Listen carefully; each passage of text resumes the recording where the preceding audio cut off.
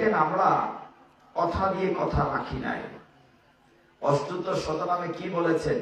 ভগবানের সাথে প্রত্যেকের দেখা হয়েছে মাতৃগর্ভে 7 মাস বয়সে। ভগবানকে বলেছে, হে ভগবান, আমাকে কঠিন জায়গা থেকে, অন্ধকার থেকে আলোতে পৃথিবীতে নিয়ে যাও, আমি তোমার ভজনা করব। আপনারা কি বলেন? কৃষ্ণ ভজিবার তরে সংসারেতে আইনো। পড়লেন কি বলবো? আপনারা জানেন, নিচে মায়ায় বদ্ধ হয়ে বৃক্ষ সম হইল। আপনার প্রতিজ্ঞা করে এসেছেন, হে কৃষ্ণ, তোমাকে ভজিবার তরে সংসারেতে আইনো, কিন্তু আইসাই ভুল লাগেছে, ঠিক না? এই মায়ার জগতে রঙিন রঙিন রঙিন মানুষ দেখে ভুলে গেছে, কিন্তু কৃষ্ণ ভজিবার তরে সংসারেতে আইনো। জয় গীতার চ্যানেলে আপনাকে স্বাগত। গোপেশ গোপিকা কান্ত রাধা কান্ত নমস্তুতে। তপ্ত কাঞ্চন গৌরাঙ্গী রাধে বৃন্দাবনেশ্বরী। বৃষভানুসুতে দেবী প্রণমামি হরি প্রিয়ে। নম মহাপদান্নায় কৃষ্ণ প্রেম প্রদায়তে। কৃষ্ণায় কৃষ্ণ চৈতন্য নাম্নে গৌরতীশে নমঃ। নারায়ণং নমস্কৃত্য নরং চৈব নরোত্তমং দেবী সরস্বতী ব্যাসং ততো জয়মুদীরয়ে। নমঃ বিষ্ণুপাদায় কৃষ্ণ প্রেষ্ঠায় ভূতলে। শ্রীমতি ভক্তি বেদান্ত স্বামিনীতি নামিনে। নমস্তে সরস্বতী দেবে গৌরবাণী প্রচারিণে। নির্বিশেষ শূন্যবাদী পাশ্চাত্য দেশ তারিণে। বাঞ্ছাকল্পতরুভ্যশ্চ কৃপা সিন্ধুভ্যেব চ। পতিতানাং পাবনেভ্যো বৈষ্ণবেভ্যো নমো নমঃ। আমরা কৃপা করে হাত তুলি। জয় শ্রী কৃষ্ণ চৈতন্য প্রভু নিত্যানন্দ। প্রিয় দ্বৈত গদাধর শ্রীবাসাদি গৌর ভক্ত বৃন্দ। হরে কৃষ্ণ কৃষ্ণ কৃষ্ণ হরে হরে। হরে রাম রাম রাম হরে হরে। তো সবকিছু মিলিয়ে আজকের এই রাত্রিটি খুব গুরুত্বপূর্ণ। কেন গুরুত্বপূর্ণ? এক হচ্ছে শিবরাত্রি, শিব চতুর্দশী, আরেকটি হচ্ছে মহা মহোৎসবের অধিবাস। দেখুন, যারা শিব চতুর্দশী গতকাল করেছেন বা যারা আজকে করছেন, এই পার্থক্যটা বলে আমি গীতায় ঢুকি, এটা বোঝার দরকার আছে। অনেকেই মনে করেছে তো আজকে অমাবস্যা লেগে গেছে, কি করে চতুর্দশী হয়। শাস্ত্র বলছে একাদশী বলেন, শিব চতুর্দশী বলেন, যে কোনো ব্রতটা হিসাব হয় ব্রহ্ম মুহূর্ত থেকে। হরি বল, আমরা কথা না বলি, হিসাবটা হয় ব্রহ্ম মুহূর্ত থেকে। ব্রহ্ম মুহূর্ত মানে কি? সূর্যোদয় থেকে 1 ঘন্টা 36 মিনিট পূর্বের সময়টাকে বলে ব্রহ্ম মুহূর্ত। ব্রহ্ম মুহূর্তে যদি দশমী থাকে, সেই একাদশী করা যাবে না। দশমী বিদ্যা একাদশী নিষিদ্ধ। একাদশী প্লাস দ্বাদশী যুক্ত হলে উত্তম। ঠিক এমনি ভাবে গতকালকে ব্রহ্ম মুহূর্তে চতুর্দশী স্পর্শ করে নাই, 10টার পরে হয়তো চতুর্দশী লেগেছে, ফলে ত্রয়োদশী প্লাস চতুর্দশী ছিল, সারলাভ ছিল, কিন্তু ব্রহ্ম মুহূর্ত টাচ করে নাই। ত্রয়োদশী বিদ্যা চতুর্দশী হবে না, কিন্তু আজকে ব্রহ্ম মুহূর্তে চতুর্দশী টাচ করেছে, হয়তো 8টার পরে শেষ হয়েছে। আজকে অমাবস্যা যুক্ত, কিন্তু এটা উত্তম। তবে যারা শৈব, যারা শিবের ভক্ত, বিভিন্ন সম্প্রদায় আছে না, শৈব গণভক্ত আলাদা আলাদা, যারা শৈব তারা গতকালকে করতে পারবে, কিন্তু যারা কৃষ্ণ ভক্ত, আপনাদের মতো গৌর ভক্ত, যারা বৈষ্ণব, তাদের জন্য শিব চতুর্দশী আজকে শিব চতুর্দশী। বিষয়টাকে ক্লিয়ার করতে পেরেছি? Very clear. কাজে আজকে যেটা করেছেন এটি সঠিক। যাই হোক, শ্রীমদ্ ভগবদ গীতা, ভগবান তার প্রিয় শিষ্য সখা অর্জুনকে আজকে থেকে 5000 বছর পূর্বে যে জ্ঞান দিয়েছিলেন সেই গীতা, কিন্তু আমরা 5000 বছর হয়ে গিয়েছে এখনো গীতাকে আয়ত্ত করতে পারিনি। আমরা কতটুকু পিছনে আছি। আমি একটু বিনয়ের সাথে, হাত জোর করে বিনয়ের সাথে জানতে চাই, মায়েরা খেয়াল করেন, আমরা এখানে যারা আসরে আছি, আমরা কে কে নিয়মিত গীতা পড়ি? কতজন পড়ি? হাত তুলি। কতজন গীতা পড়ি নিয়মিত? কতজন? মাত্র একজন, 3 জন, 4 জন। মায়েরা গীতা পড়েন না? মামনিরা কেউ পড়ো না? তোমরা পড়ো না গীতা? 6 জন।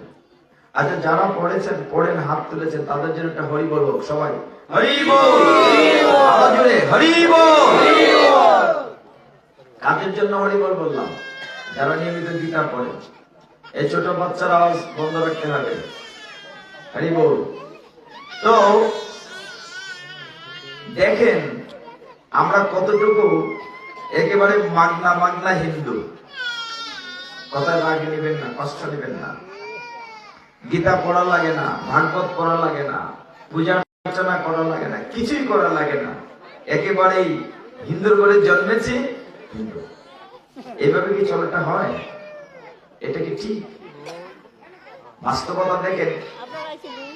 এই যে মায়েরা আছেন, হরি বল, আমরা আওয়াজ করবো না। মায়েরা ঠাকুর ঘরের সেবা পূজা দেন। প্রত্যেকের ঘরেই ছোট একটা ঠাকুর ঘর আছে, আছে কিনা? একটা কুষ্টি আছে, একটা ছবি আছে। মায়েরা দেন বেশিরভাগ। তিনি তার একটি মেয়ে বা ছেলে থাকলে মেয়েটিকে ডেকে নিয়ে শিখান, ছেলেটিকে ডাকেন না ঠাকুর পূজা দেওয়ার জন্য। আমরা কোথায় আছি? যার কৃপায় পৃথিবীতে আসলাম, ভগবান অনাদিরাদি গোবিন্দের কৃপায়। গীতাটা পড়া থাকলে হয় কি, বুঝতে সহজ হয়।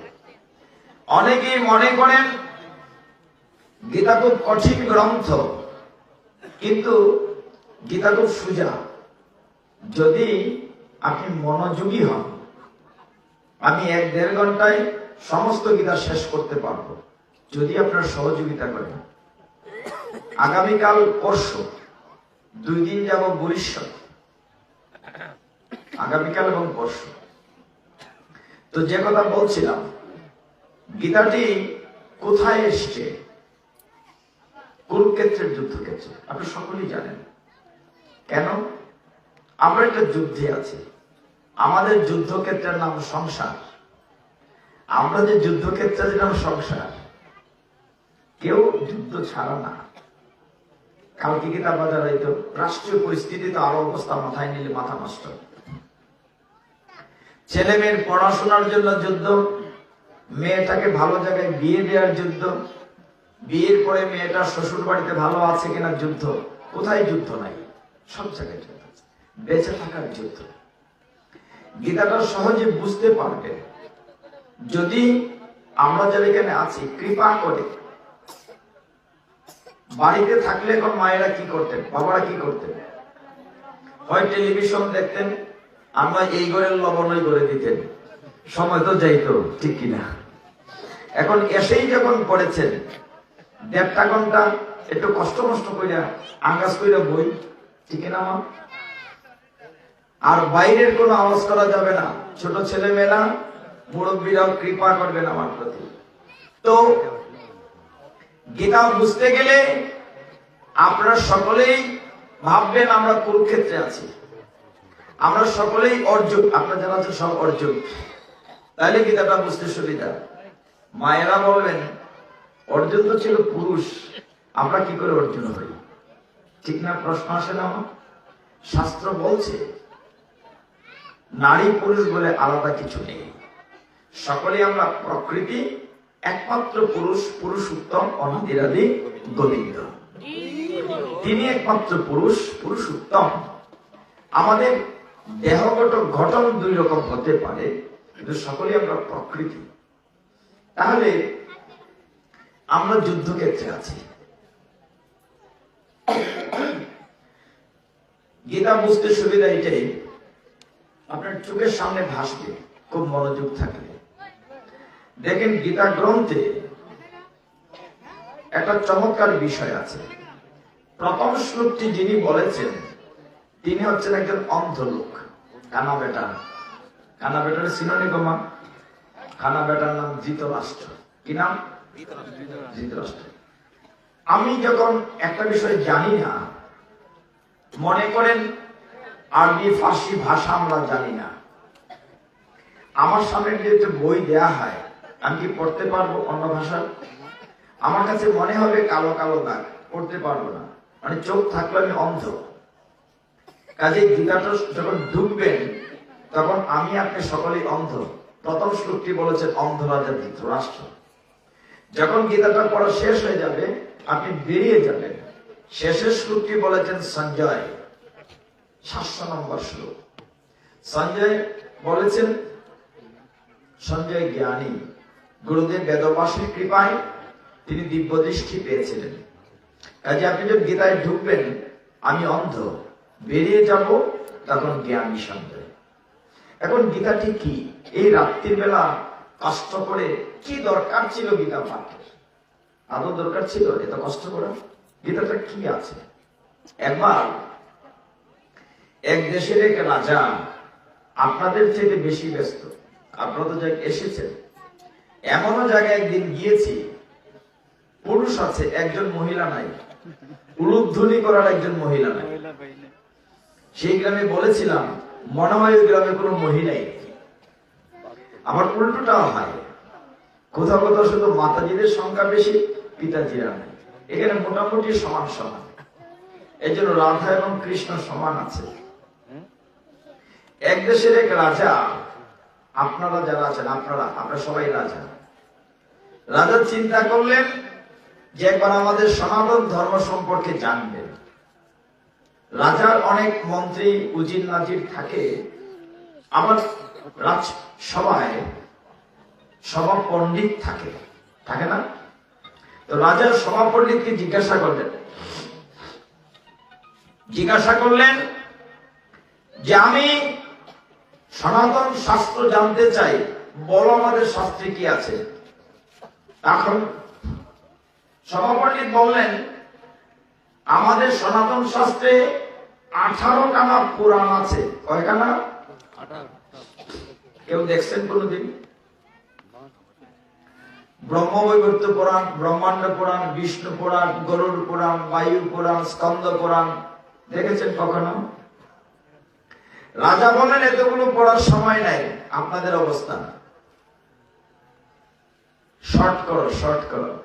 তখন পণ্ডিত বললেন, আপনি যদি পুরাণ না পড়েন উপনিষদ পড়েন। উপনিষদ কতটা আছে আমাদের সনাতন শাস্ত্রে? 108 খানা উপনিষদ আছে। রাজা বলেন এতগুলো পড়তে পারবো না, সময় নাই, শর্ট করো। আমরা খালি শর্ট করার তালে আছি, সংক্ষেপে বিষয়টা বলতে। তখন পণ্ডিত বললেন, শঙ্করাচার্য সমাধান দিলেন, সর্ব উপনিষদ গাব দুগ্ধা গোপালনন্দন পার্থবৎস সুধীর ভুক্ত দুগ্ধম গীতা অমৃতম মহা। যে সমস্ত উপনিষদ করে এক জায়গায় একটা গাভীরূপী মা গীতা, এটা পড়লে সব পড়া হয়ে যাবে। তখন রাজা জিজ্ঞাসা করলেন, তুমি যে বলেছো গীতা পড়লে সব পড়া হয়ে যাবে, গীতা কি আমার জানা দরকার। সভাপতি বললেন, গীতা তেমন কিছু না, গীতা হচ্ছে মহাভারতের একটা অংশ। কি বললেন? মহাভারতের পুরাটা না, একটা পর্বের নাম মহাভারতের বিশ্ব পর্ব। কি পর্ব বলেছি মা? বিশ্ব পর্ব। বিশ্ব পর্ব আস্থাটা না, পুরাটা না। 25 থেকে 42 18টা অধ্যায়, 700 শ্লোক হচ্ছে গীতা। রাজা বলেন তাইলে খারাপ না, কিন্তু শ্লোক কয়টা, অধ্যায় কয়টা? বলে যে 18 অধ্যায়। রাজা মাথায় হাত দিয়ে বসে পড়লেন, এতগুলো পড়ার সময় নাই, সংক্ষেপ। তখন সভাপণ্ডিত বললেন, পুরাটা পড়তে হবে না, আপনি ব্যস্ত মানুষ, একটা অধ্যায় পড়বেন। কোন অধ্যায়? নবম অধ্যায়। নবম অধ্যায়ের নাম কি? যারা গীতা পড়েন, নবম অধ্যায়ের নাম রাজবিদ্যা রাজগুহ্যযোগ। এইবার রাজা খুশি হলেন যে আমি হচ্ছে রাজা, অধ্যায়ের নাম রাজবিদ্যা, এটা পড়া যাইতে পারে, একটু শর্টকাট হইল। তো এটাতে কি আছে? সভাপণ্ডিত বললেন, এটাতে তেমন কিছু নাই, 34 খানা শ্লোক আছে। শুনে রাজা আবার মাথায় হাত দিলেন, 34 খানা শ্লোক পড়তে হবে, আরেকটু সংক্ষেপ করা যায় না, আরেকটু শর্টকাট? এখন সভাপণ্ডিত বললেন, তাহলে 18 নম্বর অধ্যায়টা পড়েন, অষ্টাদশ অধ্যায়। এই অধ্যায়ের নাম হচ্ছে মুখ্য যুগ বা মুখ্য যুগ। আমরা জন্ম মৃত্যুর চক্রে আছি, এখান থেকে মুক্তি পেতে গেলে মুখ্য যুগ পড়তে হবে। রাজা বলেন, ঠিক আছে, মুখ্য যুগ পড়ব। এইটাতে কি আছে? সভাপণ্ডিত বললেন, 18 অধ্যায়ের শ্লোক আছে 78 খানা। কয়খানা? কয়টা? আগেরটা একটু বলা আছে, আগেরটার মধ্যে 34টা শ্লোক আছে, আগেরটাতে বলা আছে। বলে না, পুরোটা পড়তে হবে না, একটা শ্লোক পড়বে। কয়টা শ্লোক? একটা। কত নাম্বার? বলেন 66, 66 নাম্বার, 66। এটাতে কি আছে? তখন সভাপণ্ডিত রাজাকে বললেন, এই শ্লোকটিতে আছে, সর্বধর্মান পরিত্যজ্য মাম একম শরণং ব্রজ অহং ত্বা সর্ব পাপেভ্য মোক্ষয়িষ্যামি মা শুচঃ। রাজা বলেন, শ্লোকটা তো সুন্দরই, কিন্তু এটা সাইডলাইন আর একটু শর্ট করা যায় না, মানে আমরা অবস্থাটা কি? তখন সভাপণ্ডিত বললেন, আচ্ছা যাই, এই শেষমেশ শর্ট করতেছি, আর কইতে পারতাম না, সাইডলাইন করা লাগতো না, মাত্র 4টা শব্দ মনে রাখবেন। কোন 4টা শব্দ? এই শ্লোকের ভিতরে 4টা শব্দ আছে। ভগবান বলেছেন, মাম একম শরণং ব্রজ। কি বলেছেন ভগবান? মাম একম শরণং ব্রজ। অর্থ কি? ভগবান বলছেন, একমাত্র আমার কাছে শরণাগত হও, একমাত্র আমার কাছে শরণাগত হও। গীতা পাঠ কিন্তু শেষ। বলেন কেমনে? সমস্ত গীতা পড়ে মূল কথা এটাই। মূল কথাটি কি? ভগবান বলছেন, তুমি একমাত্র আমার কাছে সারেন্ডার করো, তুমি একমাত্র আমার কাছে সারেন্ডার করো। আমরা কি নিজের ইচ্ছে চলতে পারি? আমরা তো মনে করি আমি এই করেছি, সেই করেছি, আমি অনেক বড় নেতা, অনেক শক্তিশালী, কিন্তু নিজে কিছু করতে পারি কিনা? একটা ছোট্ট উদাহরণ দিই। এখানে যে বসেছি, এই আসরে ভক্তবৃন্দ, আমরা এখান থেকে উঠতে পারবো, তার সিওরিটি কেউ দিতে পারি? শ্বাসের বিশ্বাস আছে না, কিন্তু মনে করি যে আমার চেয়ে শক্তিশালী কেউ নাই। আচ্ছা বলেন তো, আমরা কি নিজে নিজে জন্ম নিতে পেরেছি? মা নিজে জন্ম নিতে পেরেছি? জন্ম দিয়েছেন অন্যজন, পিতা মাতা ভগবানের কৃপায়। আমি কি নিজে নিজে শিক্ষিত হয়েছি? শিক্ষা দিয়েছেন আমার টিচার, স্যার, ম্যাডাম। আমি জন্ম নিতে পারি না, জন্ম দিয়েছেন অন্যজন। জ্ঞানী হতে পারি নাই, শিক্ষা দিয়েছেন অন্যজন। চাকরি ব্যবসা দিয়েছেন অন্যজন। যেদিন আমি মারা যাব, দেহ রাখবো, সেই দিনও আমি নিজে হেঁটে শ্মশানে যেতে পারবো না, আমাকে কাঁধে করে নিয়ে যাবে অন্যজন। হরে কৃষ্ণ হরে কৃষ্ণ কৃষ্ণ কৃষ্ণ হরে হরে, হরে রাম হরে রাম রাম রাম হরে হরে, হরে কৃষ্ণ হরে কৃষ্ণ কৃষ্ণ কৃষ্ণ হরে হরে, হরে রাম হরে রাম রাম রাম হরে হরে, হরে কৃষ্ণ হরে কৃষ্ণ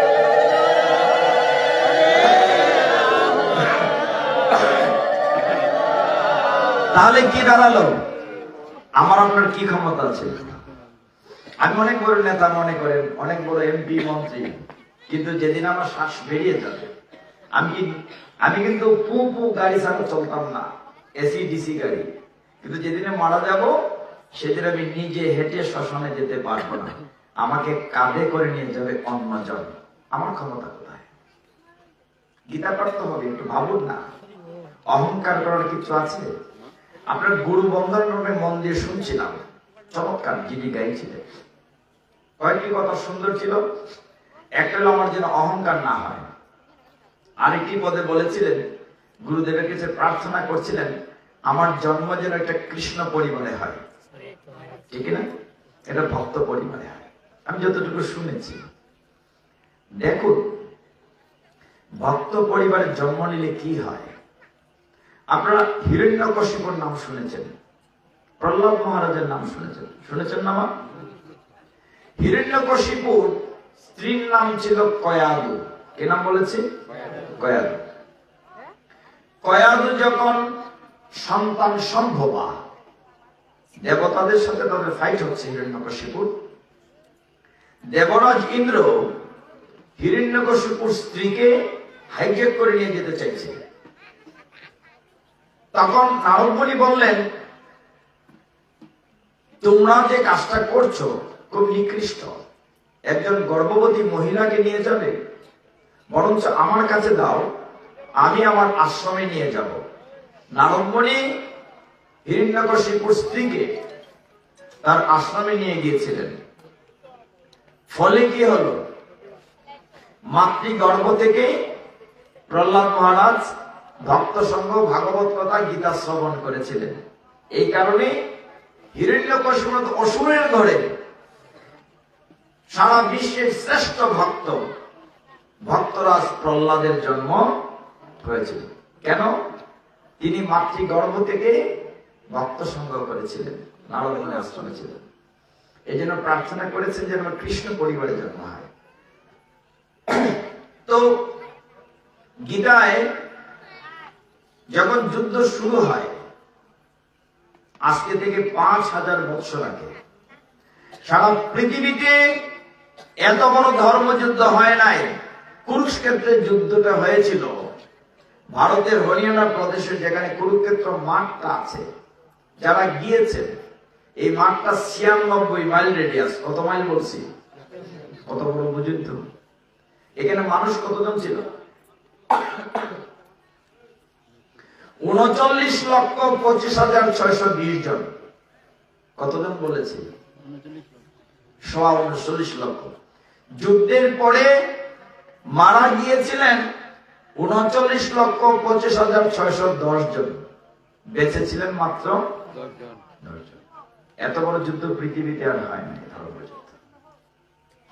কুরুক্ষেত্রের মাটি এখনো লাল, এত লোকের রক্ত রুধি পড়েছে, মাটি লাল হয়ে আছে।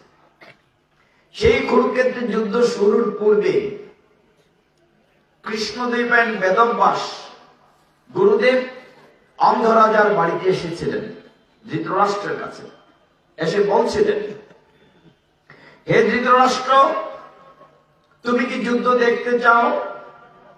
ধৃতরাষ্ট্র বলছেন, দেখতে চাই, আবার বলছেন দেখতে চাই না। দুরকম বলেছিলেন, দুটা না। কেন? ধৃতরাষ্ট্র ছিলেন পুত্র স্নেহে অন্ধ, জন্মান্ধ। তিনি চেয়েছিলেন কেবল তার সন্তানরা জয়লাভ করুক। কিন্তু যখন দেখলেন বিপরীত পক্ষে, পাণ্ডব পক্ষে কৃষ্ণ আছেন, মনে ভয় হল, যদি আমার ছেলেরা হেরে যায়, আমি বাবা হয়ে কি করে দেখব? এই জন্য বলছেন আমি দেখবো না।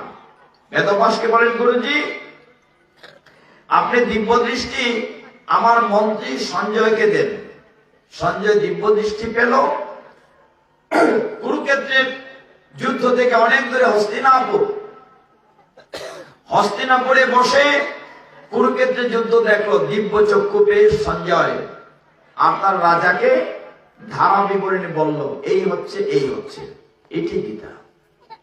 এখন দেখেন, যখন যুদ্ধ শুরু হবে, এই গীতার কয়শো শ্লোক বলেছি বাবা? 700 শ্লোক। 1-1.5 ঘন্টায় গীতার একটা আইডিয়া দিয়ে দেব। 700 শ্লোক। একদম শেষের শ্লোকটা সঞ্জয় বলেছে 700 নম্বর। কি বলেছে? অন্তরাজা ধৃতরাষ্ট্র সঞ্জয়কে বললেন, এ সঞ্জয়, বলদের যুদ্ধে কারা জিতবে? তখন যুদ্ধ শুরু হয় নাই। সঞ্জয় তার অধীনস্থ কর্মচারী। মূলত সঞ্জয়ের পরিচয়টা হচ্ছে সে রথী। রথী মানে যে রথ চালায়। সঞ্জয়ের বাবাও রথী ছিল। সঞ্জয়ের বাবার নাম ছিল গাবলগণ। সঞ্জয় জ্ঞানী, গুরুদেবের কৃপায়। এখন সঞ্জয় যদি বলে তোমরা ফেল, এরা জিতবো, এর চাকরি থাকবো নি? বেটা অধীনস্থ কর্মচারী, চাকরি এনটি নট। তখন সঞ্জয় একটা বুদ্ধি করলো। বুদ্ধি করে একটা শ্লোক কইল। এটাই গীতার 700 নম্বর শ্লোক। তারপর ধোঁয়া হচ্ছে, কয়েল বা কিছু আছে কিনা, বা ঠিক? আচ্ছা, ঠিক আছে। তো সঞ্জয় একটা শ্লোক বলল, মন দিয়ে শোনেন। খুব বেশি শ্লোক বলবো না, শ্লোক ধারণ করার ক্ষমতা অনেকের থাকে না, আমি বাংলায় পড়ে বুঝিয়ে দেব। সঞ্জয় বলল, यत्र कृष्ण जुगेश्वर यत्र पार्थ धनुर्धर तत्त्वसि विजय भूतिर ध्रुवा নীতির মতির মম। অর্থ কি? 700 নম্বর শ্লোক। সঞ্জয় বলল, যে পক্ষে থাকেন কৃষ্ণ যুগেশ্বর, যে পক্ষে থাকেন পার্থ ধনুর্ধর, সেই পক্ষে শ্রী বিজয় লক্ষ্য সম্পদ, সেই পক্ষে ধর্মনীতি ইহা মোর মত। তো তার মাত্রা জানাই দিলেন গীতে। তুমি বুঝলে বুঝো, না বুঝলে নাই। জিজ্ঞাসা কেডা জিতবো বা? ওই যে পক্ষে থাকেন কৃষ্ণ যুগেশ্বর, যে পক্ষে থাকেন কৃষ্ণ যুগেশ্বর। এখন কোন পক্ষে কৃষ্ণ আছেন? পাণ্ডব পক্ষে। তুমি বুঝলে বুঝো, না বুঝলে নাই। তবে এখানে আমরা যারা এই রাত্রিবেলা আইসি কষ্ট করি না, একটা কিছু তো নিয়ে যেতে হবে। কষ্ট করে এসে গীতা থেকে কি নেব? এই শ্লোকটাই হচ্ছে গীতার সিদ্ধান্ত। সিদ্ধান্তটা কি? বলা হচ্ছে যে পক্ষে থাকেন কৃষ্ণ। কৃষ্ণকে বলা হচ্ছে যুগেশ্বর। যে পক্ষে থাকেন কৃষ্ণ যুগেশ্বর। যুগেশ্বর মানে যুগের ঈশ্বর। যুগ মানে কৌশল, টেকনিক, সমস্ত বুদ্ধি। ভগবানের চাইতে বড় বুদ্ধিমান কেউ আছে ত্রিভুবনে? নাই। তো তিনি যে যুগেশ্বর, এই ব্যাখ্যাটা দেওয়ার আগে আরেকটা কথা বলে নিই। যে পক্ষে থাকেন কৃষ্ণ যুগেশ্বর, সেই পক্ষে শ্রী বিজয় লক্ষ্মী সম্পদ ধর্ম। এই যে মায়েরা কষ্ট করে এসছেন, বাবারাও আসছেন, রাত্রিবেলা ঘর থাকলে কত আরামের সময়টা কাটাইলেন। আচ্ছা, আমরা কি গুলা চাই কিনা? শ্রী বিজয় লক্ষ্মী সম্পদ শ্রী চাই কিনা? মা বাবারা শ্রী চাই কিনা? শ্রী মানে সুন্দর। সুন্দর থাকার জন্য কত ফেয়ার এন্ড লাভলি মা কি আমি সুন্দর চাই কিনা? আচ্ছা, আমরা বিজয় চাই কিনা? ইলেকশন আইলে বোঝা যায়, আর ফুটবল খেলা এলে। আমরা লক্ষ্মী চাই কিনা? সম্পদ চাই কিনা? ধর্ম চাই কিনা? গীতা কি সিদ্ধান্ত দিয়েছে? খুব মন দিয়ে শুনেন, বেশি শ্লোক লাগবে না। গীতা সিদ্ধান্ত দিয়েছে, আপনি যদি শ্রী চান, বিজয় চান, লক্ষ্মী চান, সম্পদ চান, ধর্ম চান, তাহলে কৃষ্ণকে আপনার পক্ষে রাখতে হবে। যে পক্ষে থাকেন কৃষ্ণ, কথাটা ক্লিয়ার কিন্তু। যে পক্ষে থাকেন কৃষ্ণ যুগেশ্বর, সেই পক্ষে গেল। এখন কৃষ্ণকে যদি আমরা পক্ষে পাই, এগুলো পাবো। ঠিক গীতার সিদ্ধান্ত, আমার কথা না। কৃষ্ণকে কি করে পক্ষে পাবো?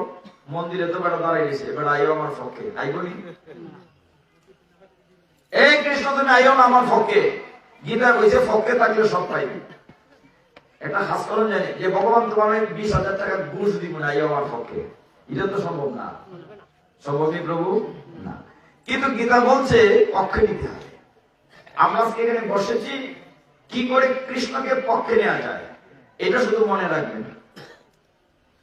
এখন পক্ষে নিব কি করে, তার উত্তর গীতা থেকে আসবে, শেষে বলবো। যুদ্ধ শুরু হয়।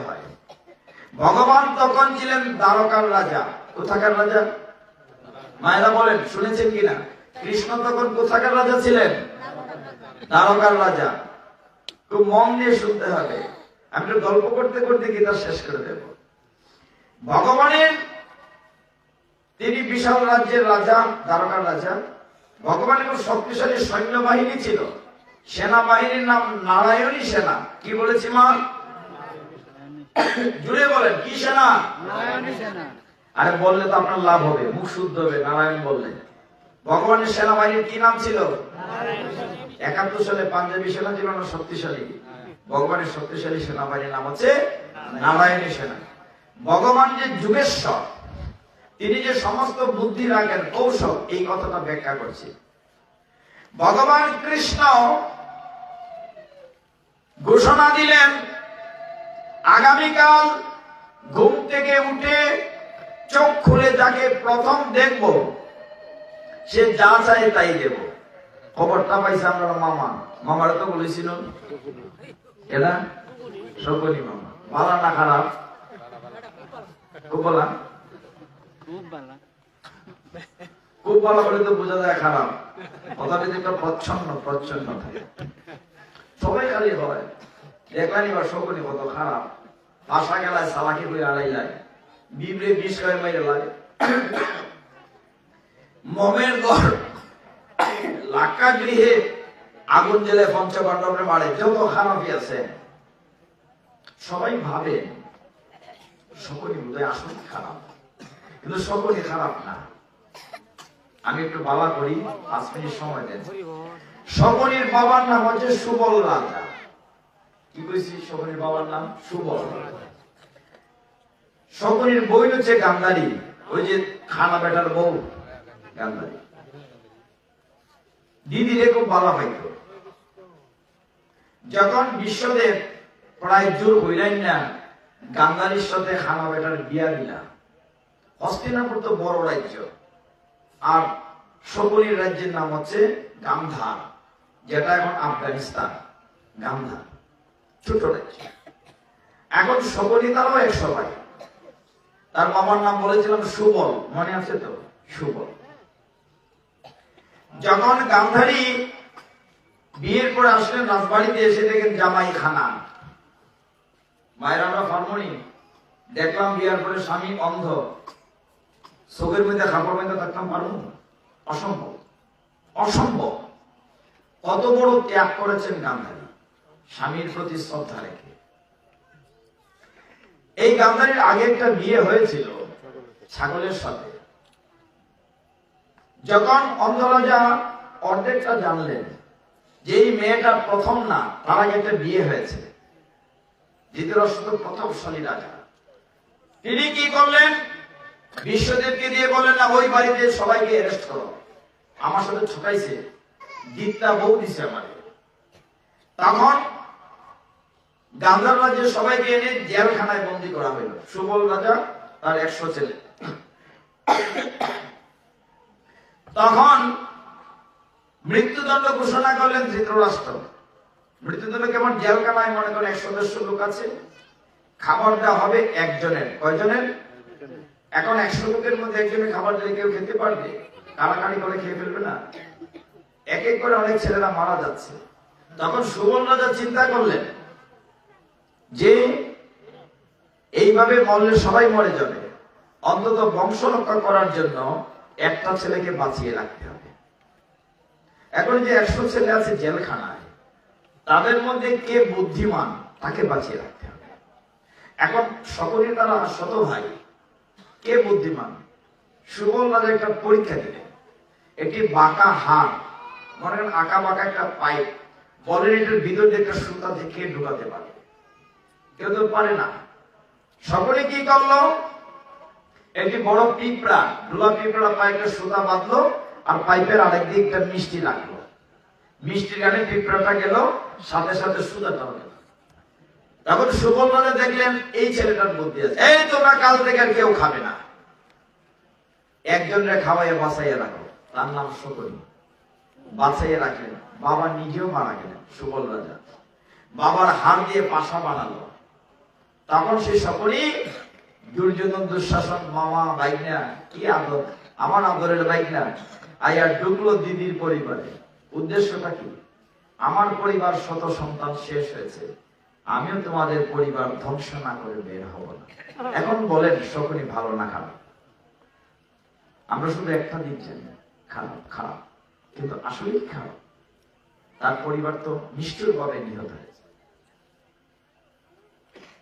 ভক্তগণ, কৃষ্ণ ঘোষণা দিলেন আগামীকাল ঘুম থেকে উঠে আমি চোখ খুলে যাকে প্রথম দেখবো সে যা চাই তাই দেব। কৃষ্ণ হচ্ছেন যুগেশ্বর, খুব বুদ্ধিমান, যুগের ঈশ্বর।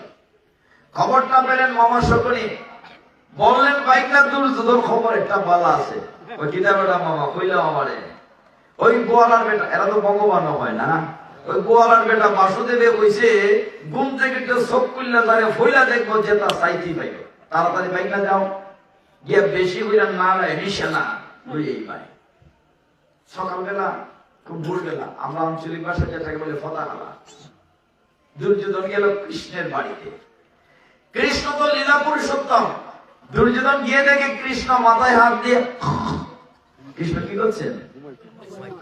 আমাকে দেখা যায়, শোনা যায়, আমার পেছন থেকে শোনা যায়, আমার দিকে, শুধু আমার দিকে তাকাবে, অন্যদিকে তাকানোর দরকার নাই। কৃষ্ণ ঘুমাচ্ছে আর কৃষ্ণর মাথার পিছনে একখানা চেয়ার। কয়খানা চেয়ার? কয়টা বলেছি? দুর্যোধন তো অহংকারী, রাজপুত্র, দুদিন পর রাজা হবে, এটা ভাবসাব আছে না, বেটা রাজপুত্র। ওই চেয়ারটা মধ্যে আমার লেগে রাখছে কৃষ্ণের মাথার পিছনে। চেয়ারটার মধ্যে বইয়া ভালো লাগাইতেছে। কতক্ষণ পরে অর্জুন গেছে, অর্জুনের দেখিয়া কয় দুর্যোধনে, আই লাভ নাই, you are too late. Chair একটাই আছে, আমি দখল করে লাইছি। অর্জুন তো ভক্ত, কৃষ্ণের ভক্ত। ভগবান লম্বায় শুয়ে আছেন, অর্জুন কৃষ্ণের পায়ের কাছে বসে আছে। কখন ভগবানের ঘুম ভাঙবে, কথা হবে। কৃষ্ণ তো চোখ মুজে উঠতে দেখতেছেন, দেখতেছেন না? কৃষ্ণ আচ্ছা চোখ খুললে ফাও দেখি না মাথা দেখি? ফাও দেখি। তো কৃষ্ণ চোখ খুললে ফইলা দেখছেন অর্জুন রে। অর্জুন তো ফাওয়ার দ্বারে বইছে, দেখে কইতেছেন, হে ভ্রাতা অর্জুন, তুমি কখন এসেছো, কেমন আছো? শূন্য দুর্যোধনে ফাও নামাই রয়েছে। ওই বলি ফাঁসি নিতে আরম্ভ করছো না, পক্ষপাতিত্ব। আমি আইছি ফতাকালা আগে, আমার না দিকে অর্জুনের জিগাইতেছ। কৃষ্ণ কয়, দাদা দুর্যোধন, আমি কিতাব বুঝলাম, তুমি বলেছিলে ঘুম থেকে উঠে চোখ খুলে যাকে প্রথম দেখবে। আচ্ছা খোঁজাই দাদা, আমি চোখ খুলে তো সামনে অর্জুনই দেখছি, আমার মাথার পিছে তো চোখ নাই, দেখতাম তুমি আগে আইছো। কথা ঠিক কিনা? এটা তো ভগবানই করছেন ঘটনাটা। তখন তো কত বাইরে গেছে না দুর্যোধন। অর্জুন আগে দেখছে, অর্জুন বলো তুমি কি নিবে? দুর্যোধনের ফাউন্ডেশন কি জানি সব হয়ে যায়।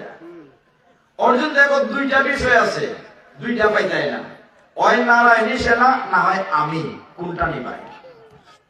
ভক্তের পরীক্ষা। দুর্যোধনের চিন্তা করছে অর্জুনের সব সৈন্য জায়গা, আমি ভোরবেলা আইছি পতাকালা কষ্ট করে। অর্জুনে বলে, হে জনার্দন, আমার সৈন্যের দরকার নাই, তুমি চলো। কৃষ্ণ পরীক্ষা করে, অর্জুন আমার নিয়ে এত বড় লাভ নাই, আমি বেকার, এই যুদ্ধে আমি অস্ত্রই ধরবো না। দুর্যোধনে যেটা চাইছে এর বিদায় হলো নিয়ে। অর্জুনে তবু আমার বলছে, হে জনার্দন, আমার সৈন্যের দরকার নাই, তুমি চলো। কৃষ্ণ কে পেল অর্জুন, আর নারায়ণী সেনা পাইল দুর্যোধন। পাইয়া বেড়া লাগান দৌড়িয়া বাড়ি দিতেছে, কি খুশি।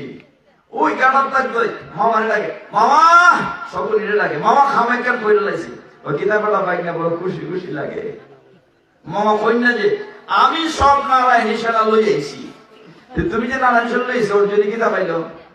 ও কই না যে এর মতো বেকল নাই, এর সুযোগ পাইও খামা লাগাইতে পারছে না, এ লইয়া গেছে গোয়ালার বেটা বাসুদেবে। এটা শূন্য শকুনি মাথা তাপ দিয়ে বসাইছে। মামা তুমি পয়সা করলে ঘটনা কি?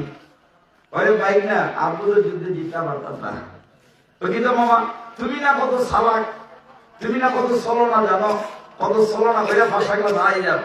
সকলে বলে বাইক না আমি কি চলনা জানি, আমার থেকে 1000 গুণ লক্ষ গুণ ছলনা জানে গোয়ালার বেটা বাসুদেব, এর কাছে আমি কিছুই না। সকলই তো জ্ঞান, সে কিন্তু যা বোঝার বুঝ চালিয়েছে।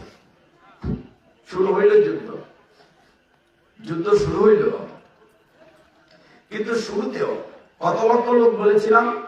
মাঠটার মধ্যে আছে 39,25,600, 8 লক্ষই।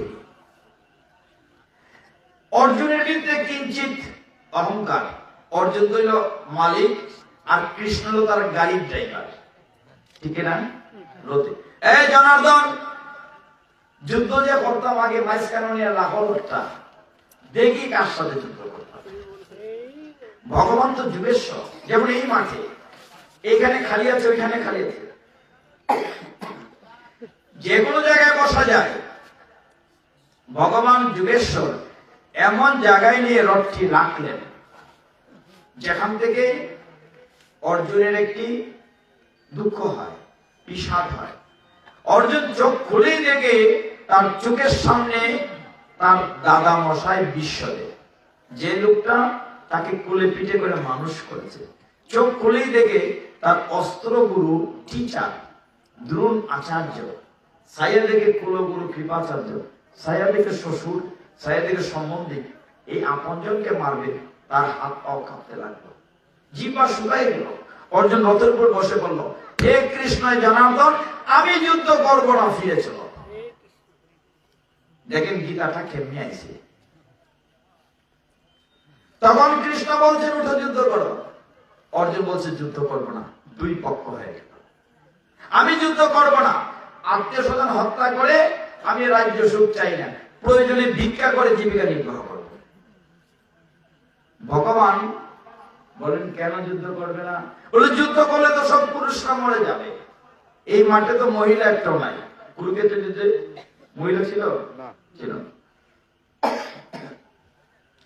অর্জুন বলছেন, পুরুষরা মরে গেলে মহিলারা বিধবা হবে, বিধবা হলে তারা বেবিচারিণী হবে, বেবিচারিণী হলে শঙ্কর সন্তান জন্ম নেবে, বাস্টার্ড সান। শঙ্কর সন্তানরাও পিণ্ডদান হবে না, আমাদের উত্তরপুরুষ উদ্ধার পাবে না, কুলের ক্ষয় হবে। অর্জুনের কথাতে যুক্তি আছে। অর্জুনের জায়গায় হইলে আমরা যুদ্ধ করতাম না। আমি কি আমার শ্বশুরে মারতাম, দাদারে মারতাম, শিক্ষকরে মারতাম? ভগবান বলেন, অর্জুন কথাগুলো বলছো জ্ঞানীর মতো, কিন্তু কাজটি করছো মূর্খের মতো। আর তুমি মারার কে? আমি তো মেনে রেখেছি, কিন্তু উপলক্ষ। কিন্তু অর্জুনে বুঝে না, মানে আমরাও বুঝি না। অর্জুনের বুঝাইয়া লাইনে আনতে ভগবান গীতায় 574 শ্লোক বলেছেন। আর আমরা 2টা 3টা শ্লোক নেই, নাই নাই মনি, কত সুজা নেই। অর্জুনের মতো লোকরে লাগছে 574। অর্জুন এখন যুদ্ধ করতাম না। তখন ভগবান একটা জ্ঞান দিচ্ছে, আমি সব শ্লোক বলবো না, সময় লাগবে। প্রথম অধ্যায়ে ভগবান কোনো কথা বলেন নাই। প্রথম অধ্যায়ের নাম অর্জুন বিষাদ যুগ, দ্বিতীয় অধ্যায়ের নাম সাংখ্য যুগ। দ্বিতীয় অধ্যায় 2 নম্বরে ভগবান বলতে শুরু। ভগবান বলছেন, অশুচ্যং অন্ন সুচাস্তাং প্রজ্ঞাবাদংশ ভাষসে গতাসুনগতাসুনশ্চ নান অনুসূচন্তি পণ্ডিতা। একজন পণ্ডিত ব্যক্তি কখনো অনুসূচনা করে না কে এলো আর কে গেল। তুমি অর্জুন যে অনুসূচনা করছো, তুমি জ্ঞান নাও। জ্ঞানটি কি? অর্জুন উপলক্ষ, খেয়াল করেন। এই জ্ঞানটি ভগবান আমাদের জন্য দিয়েছে, ঠিক কিনা? অর্জুন তো উপলক্ষ, সমগ্র জগৎবাসী। বলছেন ভগবান, এই দেহটা নশ্বর, আত্মাটি অবিনশ্বর। মা কি বলেছে? আত্মাটি অবিনশ্বর, আত্মার মৃত্যু নাই। ভগবান বলছেন দ্বিতীয় অধ্যায় সাংখ্য যুগের 23 নম্বর শ্লোকে, ন এনম চিন্নন্তি শস্ত্রাণি ন এনম দহতি পাবকঃ ন চৈনং ক্লেদয়ন তপ ন সুষয়তি মারুতঃ। আত্মাকে অস্ত্র দিয়ে কাটা যায় না, আগুনে পোড়া যায় না, জলে ভিজানো যায় না, বাতাসে উড়ানো যায় না। তুমি অর্জুন যে দেহটা নাকি চিন্তা করছো, মারবে কি করে? আরে বেটা বেকল, জ্ঞান নাও, জ্ঞান নাও। এই দেহটাকে যদি তুমি নাও মারো, দেহটা এমনি মরে যাবে। এটা কেমন? এই যে বৃদ্ধ পিতাজিরা, বয়স্ক যারা আমরা আছি, আপনি যদি কোটি কোটি টাকা খরচ করেন, আবার কি বালক হতে পারবেন? বৃদ্ধা মাতাজি কোটি টাকা খরচ করলেন, আবার কি বালিকা হতে পারবেন? তার মানে দেহটা মরে যাচ্ছে না প্রতি মুহূর্তে। আমাদের শিশুকাল নাই, যৌবনকাল নাই, আমরা মরে যাচ্ছি কিনা প্রতি মুহূর্তে, ওইটাই গীতার জ্ঞান। আমরা মনে করে আগের মতোই আছি না, প্রতি মুহূর্তে আপনার দেহের মৃত্যু হচ্ছে। অর্জুন, তুমি যে দেহটা নিয়ে চিন্তা করছো মারবে কাটবে, তুমি না মারলেও দেহটা এমনিই মরে যাবে, অতএব তুমি কেন দুশ্চিন্তা করছো?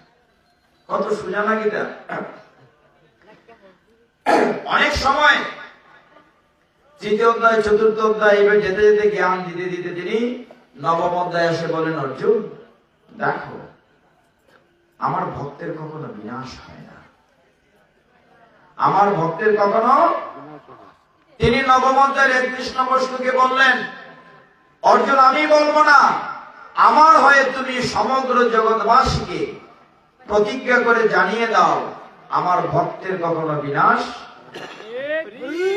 ভগবান কি বললেন, অর্জুন কন্তেও প্রতিজানিহি নবে ভক্ত প্রণশ্যতি, আমার ভক্তের কখনো বিনাশ।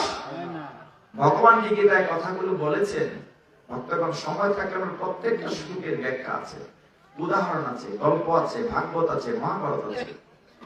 একটি মহাভারত থেকে শুধু কথা বলি, শুধু এটা মনে রাখেন, এই শ্লোকের অর্থটা কি? ভগবান ঘোষণা দিয়েছেন আমার ভক্তের কখনো বিনাশ, শুধু এই কথাটা খেয়াল রাখবেন। যুদ্ধ চলছে, 10 দিন যুদ্ধ। কৌরব পক্ষের সেনাপতি ছিলেন বিশ্বদেব। কে ছিলেন কৌরব পক্ষের সেনাপতি? বিশ্বদেব। আপনারা শুনছেন না ঘুমাচ্ছেন? আসলে কথা কইলা নিলেন, কইলিতাম নি, মনে হয়েছে একটা কথা কইলে। একবার গেছি সাতলফাট, সাতলফাট চিনেন নি? মেঘনা নদীর পাড়ে। এখানে ভক্ত 10 থেকে 12,000, বৃষ্টির মতো কুয়াশা পড়ছে টিপ টিপ করে, মাঘ মাস। তো ফাটের আসলে হলির 2টা মেয়ে ঢুকে, বুঝছেন নি? ঢুকে তখন ওই কোনা থেকে মাথা দিল, তো ঘুমে দইয়া গেছে। তাই চিন্তা করতেছেন, আমার দিকে চাইতেছেন আর ডাকতেছেন আরেক বিড়িরে, হ্যাঁ হ্যাঁ কমলার মা, হ্যাঁ কমলার মা। আমার দেখবেন আমি দেখছি কিনা, আমি তো দেখে নিছি। দেখে বলছে, ও গো ভাই তুমি যাওয়ার ভর্তি নাই, কমলার মারে থইয়া যাইও। তারপরে যে ঘুমাই ওই অসুবিধা নাই, যাইন গেছে কিন্তু কমলার মারে থইয়া যাই।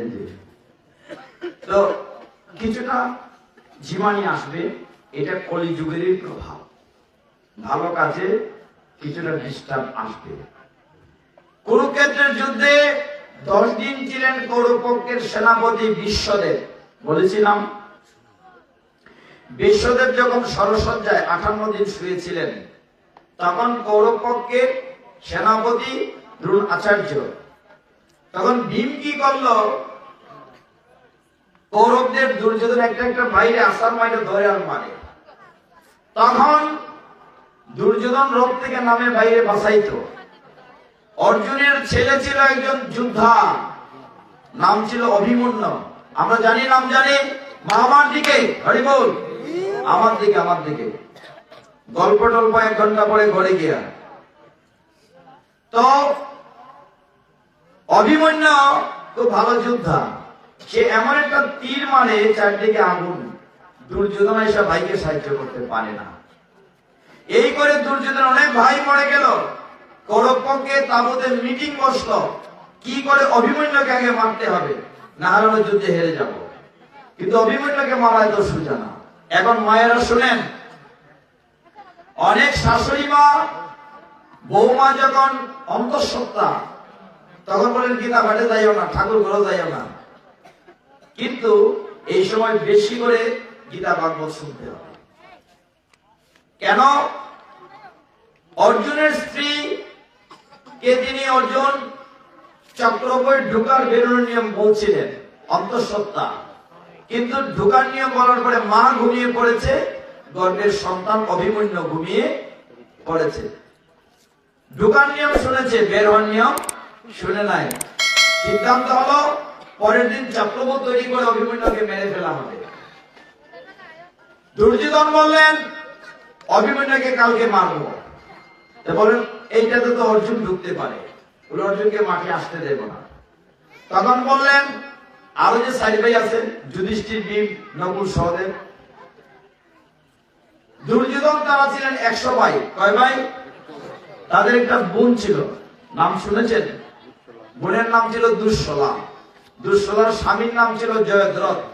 সে বলল তার সম্বন্ধে দুর্যোধনকে, দাদা তুমি চিন্তা করো না, আমি শিবের কারণে প্রার্থনা এমন একটি বর পাইছি, 24 ঘন্টা আমার সাথে কেউ পারত না।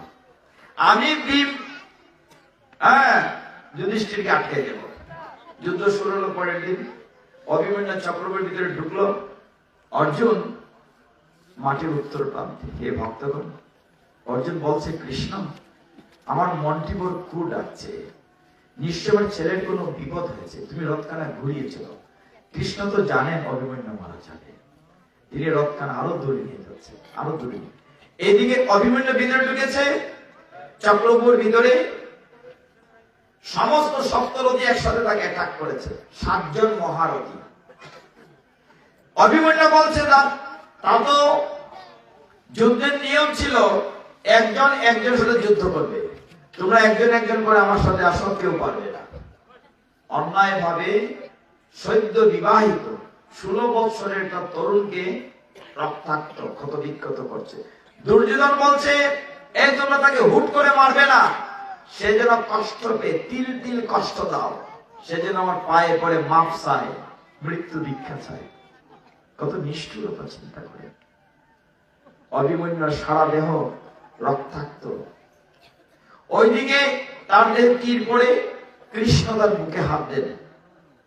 এর কষ্ট দেখে কর্ণ সহ্য করতে পারলেন না। অভিমন্যুর জেঠা হয় সম্পর্কে, কর্ণ রথ থেকে নেমে অভিমন্যুকে তলোয়ার দিয়ে মেরে ফেললেন। লাশ পড়ে গেল, মুখ দিয়ে গলগল করে রক্ত পড়ছে। দুর্যোধন তার মাথার উপরে পা দিয়ে বলছে, রে দুষ্ট, তোর কারণে আমার অনেক ভাই মারা গিয়েছে, এখনো সময় আছে, আমার কাছে মৃত্যু ভিক্ষা চা। অভিমন্যু বহু কষ্টে হাসতে হাসতে বলছে, হে আকাশে বাতাস, তোমরা সাক্ষী দেখো, আমার বাবা অর্জুন পৃথিবীর শ্রেষ্ঠ যোদ্ধা। বাবাকে বলো, আমি কারো কাছে মাথা নত করিনি, আমি কারো কাছে মৃত্যু ভিক্ষা চাইনি। অভিমন্যু মারা গেল। হে ভক্তগণ, অভিমন্যুর লাশখানা পাণ্ডবদের শিবির নিয়ে সাদা কাপড় দিয়ে ঢেকে দেওয়া হলো। হে ভক্তগণ, অর্জুন সন্ধ্যাবেলা এসে কাপড় তুলে দেখে তার প্রিয় সন্তানের মৃতদেহ। দাদা যুধিষ্ঠির, তুমি কোথায় ছিলে? দাদা ভীম, তুমি কোথায় ছিলে? ভাই নকুল, সহদেব, তোমরা কোথায় ছিলে? তোমাদের সামনে এই শিশুর মতো আমার প্রাণ প্রিয় সন্তানটিকে মেরে ফেললো, তোমরা কি করবে? বলছে, দাদারে, আমরা কেউ পারিনি ভিতরে ঢুকতে। কেন পারোনি? জয়দ্রথের কারণে আমরা কেউ ভিতরে ঢুকতে পারিনি। তাহলে আমার ছেলের মৃত্যু হয়েছে জয়দ্রথের কারণে? না না, আজকে আমার ছেলের শেষকৃত্য হবে না, দাও হবে না, লাশ থাকবে। খেয়াল করেন কথাটি। অর্জুন বলছে, আমি ক্ষত্রিয়, আমি প্রতিজ্ঞা করছি, আগামীকাল সূর্য ডুবার পূর্বে আমি জয়দ্রথকে মারব। 2টি লাশ একসাথে দাম হবে। যদি না পারি, মাঠের মাঝখানে, কুরুক্ষেত্রের যুদ্ধক্ষেত্রের মাঝখানে শ্মশান সাজানো থাকবে, আমি অর্জুন আত্মহত্যা করব, অগ্নি সমাধি নেব। কত বড় প্রতিজ্ঞা করেছে। খবরটা গেল কৌরব পক্ষে। জয়দ্রথ কাঁপছে ভয়ে। সম্বন্ধী দুর্যোধনকে বলছে, দাদা কালকে তোমাকে মেরে ফেলবে অর্জুনে, প্রতি ভয় পাচ্ছে কেন? তোমাকে মাঠেই রাখবো না, মাঠের দূরে তাঁবুর ভিতরে লুকিয়ে রাখবো। আর মাত্র তো 12 ঘন্টা, সূর্য ডুবে যাবে, অর্জুন আসবে, তুমি তাকে পুড়িয়ে মারবে। অত আত্মহত্যা করতে। দেখেন প্ল্যানটা কি হয়েছে। ভগবান গীতায় আমরা যে শ্লোকে ছিলাম, কি বলেছিলেন? যে আমার ভক্তের কখনো বিনাশ। এখন দেখেন বাকি অংশটা কি করে ভগবান অর্জুনকে রক্ষা করেন। পরদিন বিপুল বিক্রমে যুদ্ধ শুরু হলো। 12 নম্বর দিন। অর্জুন বলছে বারবার, হে জনার্দন, রথটাকে তাড়াতাড়ি চালাও, সূর্য যে মধ্য গগনে, দুপুর হয়ে গেছে, এখনো জয়দ্রথের দেখা পাই নাই, আরো চালাও। কিন্তু জয়দ্রথের দেখা নাই, বিকেল হয়েছে, সন্ধ্যা কাছাকাছি। ওইদিকে দূরে তাঁবুর ভিতরে জয়দ্রথ তাঁবুর দরজা ফাঁক করে দেখছে সূর্য ডুবছে কিনা, আর একখানা মশাল জ্বালিয়ে রেডি রাখছে, সূর্য ডুবলে এসে অর্জুনের মুখাগ্নি করবে। মহানন্দে আছে। ভগবান গীতায় বলেছেন নও মে ভক্ত প্রণশ্যতি, নবম অধ্যায়ে কাজটা করতাম কি করতাম না, দুটার মধ্যে পরিণামী। এইসব বিপদে কে রক্ষা করবে? একমাত্র কৃষ্ণ।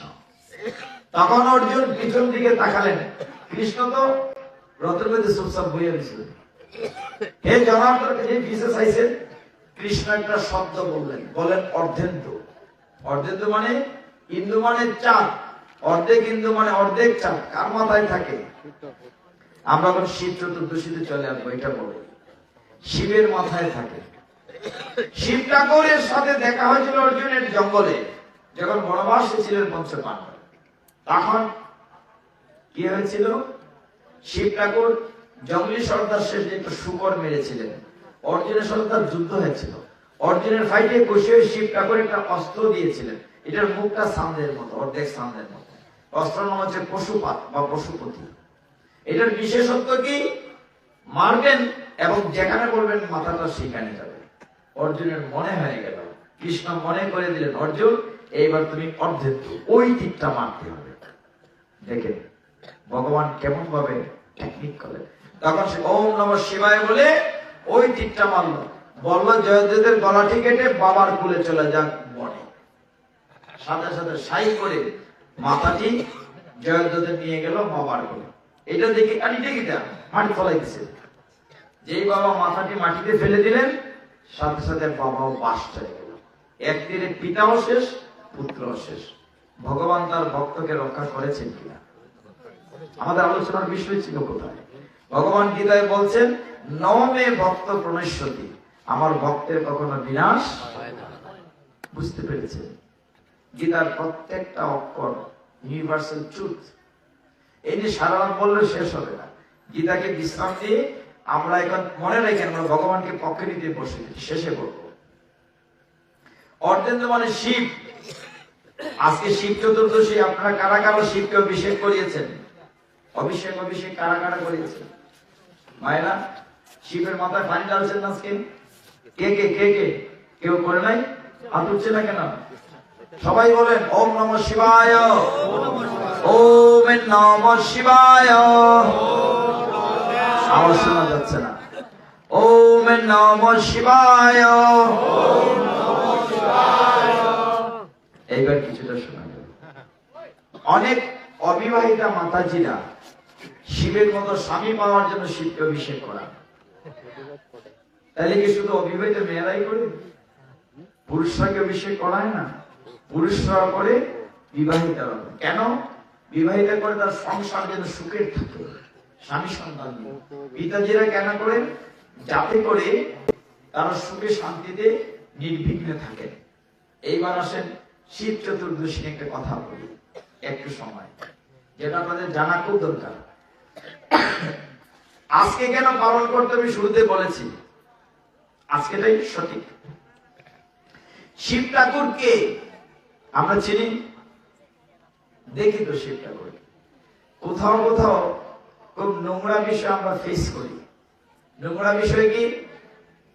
শাস্ত্রে বলছে নিম্নগা মানে যথা গঙ্গা, বৈষ্ণবা নামে যথা শম্ভু। নদীর মধ্যে শ্রেষ্ঠ গঙ্গা, আর বৈষ্ণবের মধ্যে শ্রেষ্ঠ শম্ভু, শ্রেষ্ঠ বৈষ্ণব। ভগবান শিব ঠাকুরকে এত ভালোবাসেন। শিব ঠাকুর পঞ্চমুখের নাম গান ত্রিপুরারি, সবসময় ধ্যানস্থ হয়ে ভগবানের নাম জপ করেন। সেই শিব ঠাকুরকে বলা হয় দেব আদিদেব, মানে দেবতাদেরও আদিদেব। এক ভক্ত একবার শিব ঠাকুরকে প্রশ্ন করেছিল, হে ভোলানাথ, তোমার বাবার নাম কি? বলছিলেন ব্রহ্মা। ব্রহ্মার বাবার নাম কি? বলছেন বিষ্ণু। বিষ্ণুর বাবার নাম কি? বলছেন শিব। তাহলে কি দাঁড়াইল? দেব আদিদেব হলো কিনা? ঘুরিপিড়ি সেখানে গেল। শাস্ত্র বলছে একটি পুরাণের নাম শিব পুরাণ, আপনি দেখেন নাই। আরেকটা হচ্ছে লিঙ্গ পুরাণ। শিব পুরাণের ৭৪ অধ্যায়ে শিবরাত্রি একটি চমৎকার মাহাত্ম্য আছে, সেটা যাব। তার পূর্বে কয়েকটা নাম বলি। ভগবান শ্রীকৃষ্ণের অষ্টোত্তর শতনাম, 108 শতনাম মায়েরা বিশেষ করে পড়ে, বাবারাও শোনেন।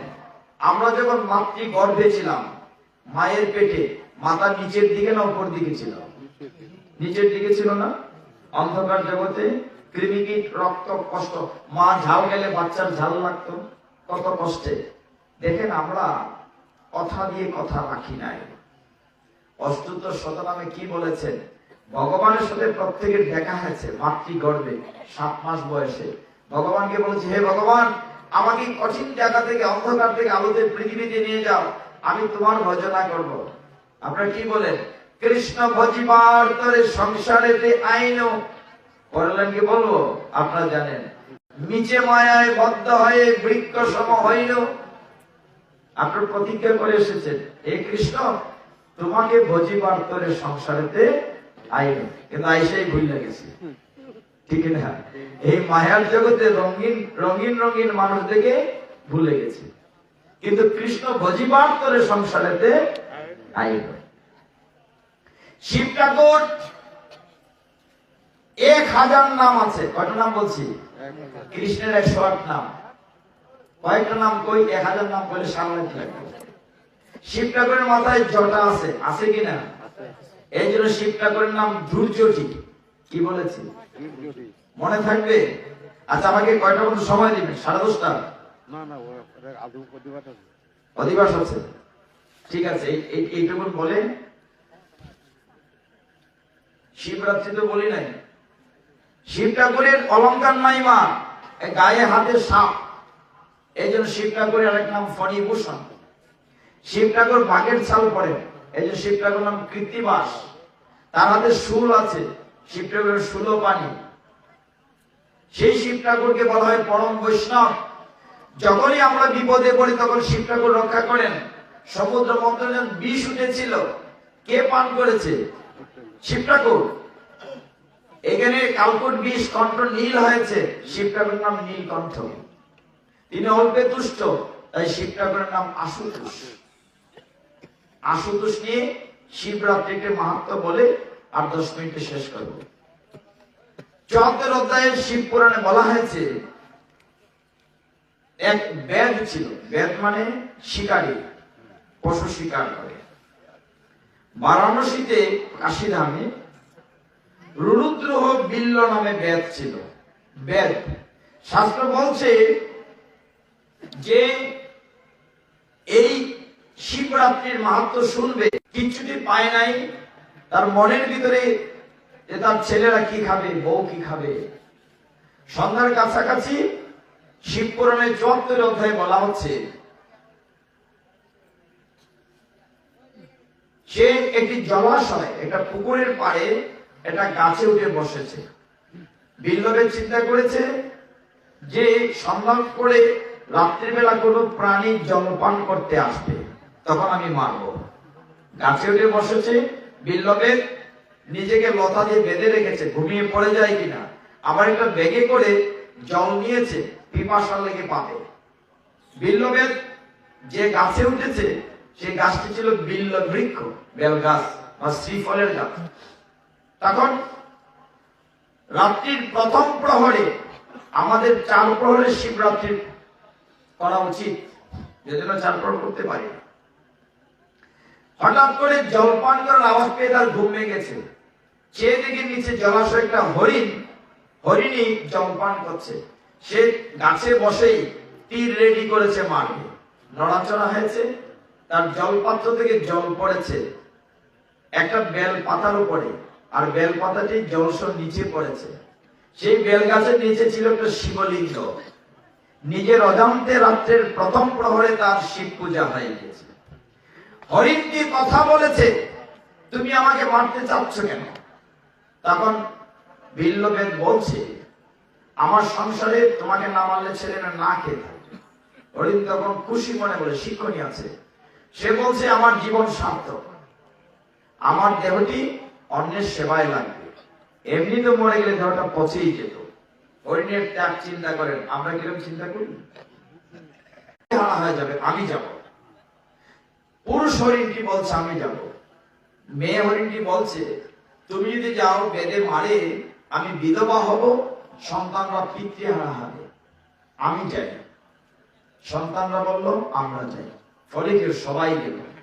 রাত্রির চতুর্থ প্রহরে সবাই আসলো জলাশয়ে জল পান করতে। বিল্লবেদ দেখলো বাহ ভালোই তো, একসাথে এত শিকার পেয়েছি। সে আবার তীর যোজনা করলো। গাছ থেকে বেলপাতার জল পড়লো শিবলিঙ্গের মাথায়। এই ভক্তগণ সাথে সাথে তার ক্রূর মানে খারাপ চিন্তা দূর হয়ে ভালো হয়ে গেল। সেই চিন্তা করে সর্বনাশ, একটা হরিণ তার জীবন দিয়ে দেয় অন্যের উপকারে, আর আমি মানুষ হয়ে তো তাদেরকে হত্যা করছি, আমি কত বড় পাপিষ্ঠ। সে কাঁদতে শুরু করলো। সেইখানে শিবলিঙ্গ থেকে ভোলানাথ শিব ঠাকুর প্রকটিত হলেন। শাস্ত্র বলছে, শিব পুরাণের ৭৪ অধ্যায়ে বলছে, সেই হরিণীরা জন্ম শেষে জীবনান্তে দিব্য দেহ পেয়েছে। সরাসরি শিবলোক থেকে রথ এসেছে, হরিণরা দিব্য দেহ পেয়ে সরাসরি শিবলোকে গমন করেছে।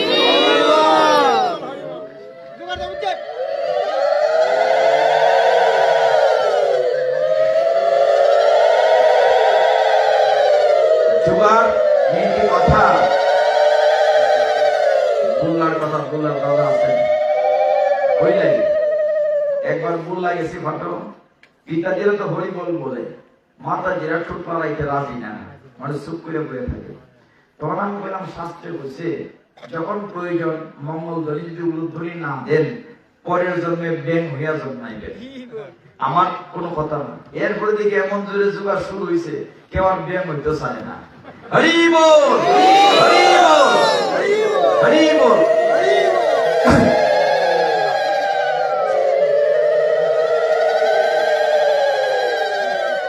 প্রমাণ পাইছেন নেই? এখন জোরে জোগাড় হইল। শেষ করব 5 মিনিট একটি বিষয় আলোচনা করে। এই যে আপনার মালা দিচ্ছেন, কত মূল্যবান বিষয় কি, মাল্যদানের একটি তথ্য বলে শেষ করব। একটু প্রেম দরকার, ভগবানকে ভালোবাসা দরকার। শিবরাত্রি নিয়ে শিবের 1000 নিয়ে কথা বলে সারা রাত বলা যাবে। লিঙ্গ পুরাণ টাচই করি নাই। ভগবান জগন্নাথের বাড়িতে যারা গিয়েছেন পুরীতে, জগন্নাথের পুরীতে 58টা সিঁড়ি আছে, কিন্তু যদিও বলা হয় 22 পায়েছে, 58টা সিঁড়ি। সেখানে একজন ভক্ত ছিলেন, তার নাম ছিল রঘুদাস। কি বলেছি? মা রঘুদাস। মনে রাখেন, আপনারা তো মালা দিচ্ছেন, কোলাকুলি করছেন, মালা খুব গুরুত্বপূর্ণ বিষয়। রঘুদাস খুব গরিব প্রভু, তার কেউ নাই, একা ভাঙ্গা করে থাকে, জগন্নাথের খুব বড় ভক্ত। রঘুদাস একবার চিন্তা করলো, সুতা লাগে মা, সুতা পাবে কোথায়? সে কলার পাঁচলা দিয়ে, কলার কুলটির সাইডে সুতার মতো হয়, আমরা ছোটবেলা কলার পাঁচলা দিয়ে মালা গাঁথতাম, শুই না কাটকা সলা না। তো রঘুদাস কলার পাঁচলা দিয়ে মালা গাঁথলো। মা জগন্নাথের যারা পূজারী তাদেরকে বলা হয় পান্ডা। কি বলা হয়? এদের স্বাস্থ্য এরকম বিশাল। পান্ডার কাছে গিয়ে রঘুদাস বলল, হে পূজারী, আমি ভগবান জগন্নাথের জন্য একখানা মালা গীতে এনেছি। তুমি মালা গীতেছ? তুমি না গরিব মানুষ, ফুল পেলে কোথায়? বলে ফুল বিভিন্ন বাড়ি থেকে ভিক্ষা করে এনেছি। তা বুঝলাম, সুতা পেলে কোথায়? বলে সুতা না গো, আমি কলার পাঁচলা দিয়ে মালা গেঁথেছি। শুনে পূজারী পান্ডারা দূর দূর করে তাড়িয়ে দিল, বেটা অসুচি কোথাকার, জগন্নাথকে কি কলার পাঁচলা দেব? হে ভক্তগণ, ভক্ত রঘুদাস মালাখানি নিয়ে বুকের উপরে নিয়ে তার ভাঙ্গা করে কাঁদছে, হে জগতের নাথ জগন্নাথ, আমার মালায় হয়তো সুতা ছিল না, কিন্তু আমার মালায় তো প্রেম ছিল। হে জগতের নাথ জগন্নাথ, তুমি আমার মালাখানি গ্রহণ করলে না। রঘুদাস বুকের উপর মালাখানি নিয়ে কাঁদছে। এদিকে মন্দিরে রাত্রির বেলা যখন জগন্নাথকে ভক্তরা নিদ্রা দেবেন, হে পান্ডা ছিল, তোমরা সেই মালা আগে আনো, না হলে তোমার মালা আমি গ্রহণ করবো না। পান্ডারা রাত্রিবেলা ডাকতে ডাকতে বের হলো। রঘুদাস, রঘুদাস, তোমার মালাকানি দাও, না হলে যে জগন্নাথ আজকে ঘুমাচ্ছেন না, নিদ্রা যাচ্ছেন না। রঘুদাস জেগেছিল, তার মালাকানা এনে দেয়া হলো জগন্নাথকে। জগন্নাথ নিদ্রা গেলেন। পরদিন চারদিকে রচনা হয়ে গেল। রঘুদাস প্রচন্ড অসুস্থ হলো, এত অসুস্থ, এত পেট খারাপ করলো, বিছানা থেকে উঠতে পারে না, জ্ঞান থাকে, অজ্ঞান হয়ে যায়। এমনি চলছিল, সারা গায়ে মলমূত্র লেগে আছে রঘুদাসের। ভগবান জগন্নাথ সহ্য করতে পারলেন না। তিনি কি বালকের বেশ ধরে রঘুদাসের ঘরে গেলেন। হে ভক্তগণ, গিয়ে জগন্নাথ নিজে রঘুদাসের গায়ের মলমূত্র পরিষ্কার করলেন। রঘুদাসের জ্ঞান ফিরল, দেখে ভগবান তার সাক্ষাৎ জগন্নাথ সামনে। হে জগতের নাথ জগন্নাথ, তুমি বিশ্ব ব্রহ্মাণ্ডের মালিক, তুমি কিনা এই নিকৃষ্ট কাজটি করলে প্রভু, তুমি কিনা আমার দেহের মলমূত্র পরিষ্কার করে দিলে। তুমি এটা করতে পারলে প্রভু। কাঁদছে আর রঘুদাস বলছে, হে ভগবান, হে জগতের নাথ জগন্নাথ, তুমি আমার এই কাজটি করতে পারলে, তুমি তো ইচ্ছা করলে আমাকে ভালো করে দিতে পারতে। ভক্তগণ, কি দেব ভগবানকে? কি নিয়ে এসেছিলাম পৃথিবীতে? যা পেয়েছি তো এখানেই পেয়েছি। বলেন তো মা, আপনি কি নিয়ে এসেছিলেন? এই কাপড় পরে এসেছিলাম, ন্যাংটা এসেছিলাম, আবার ন্যাংটা চলে যাব। ভগবানের এই পৃথিবীতে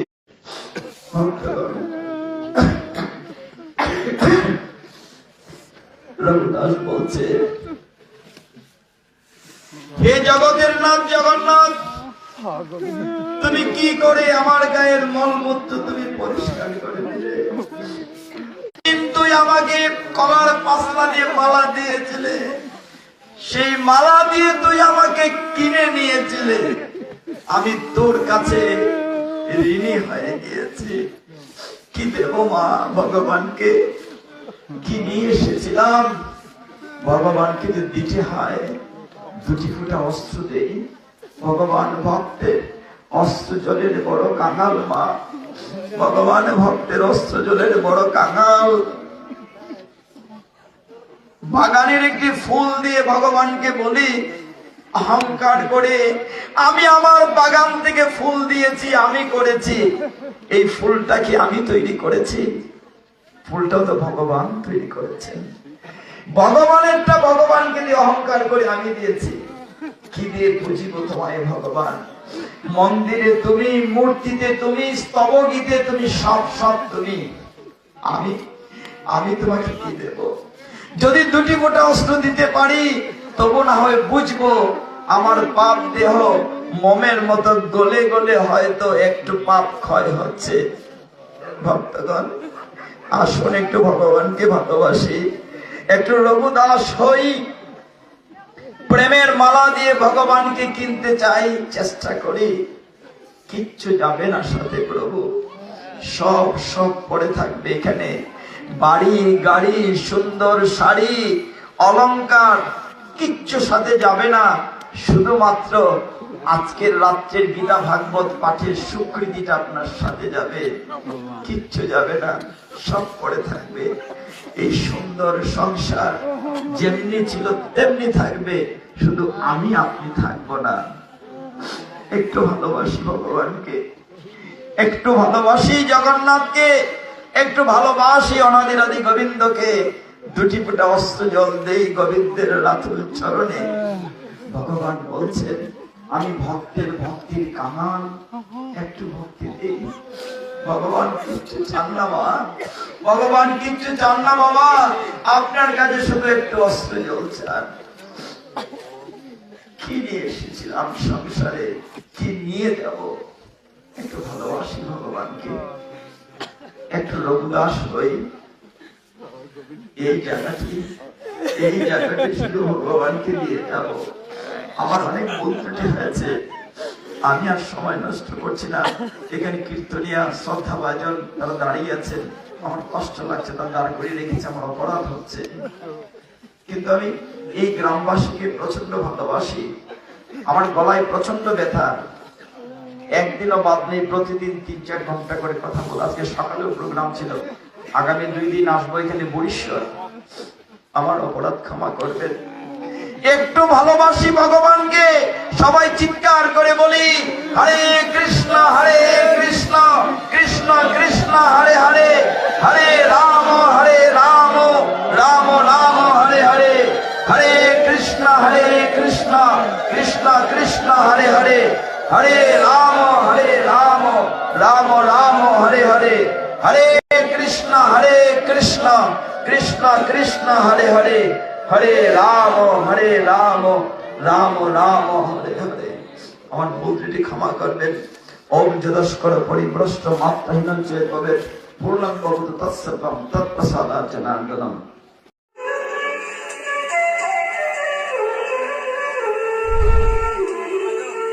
চ্যানেলটি ভালো লাগলে লাইক